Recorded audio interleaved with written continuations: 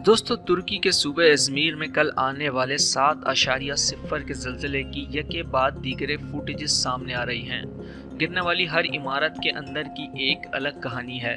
ज़लज़ले की इस नई फुटेज को देखकर ज़लज़ले की शिद्दत का बखूबी अंदाज़ा हो जाता है। किसी रेस्टोरेंट के किचन की इस फुटेज में मुलाजमीन काम में मसरूफ़ होते हैं कि अचानक शदीद ज़लज़ला आता है। खौफ व हरास फैलने की सूरत में मौके पर मौजूद लोगों की समझ नहीं आ रहा होता कि जाएं तो कहां जाएं।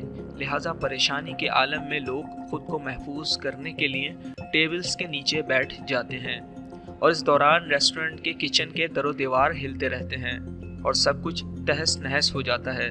जल्जले के ये शदीद तरीन झटके तकरीबन 1 मिनट 20 सेकंड्स तक चलते रहे, जो एक तवील दौरानिया है। जल्जले की शिद्दत कम होने की सूरत में अंदर फंसे हुए मुलाजमीन जान बचाकर बाहर निकलने में कामयाब हो जाते हैं।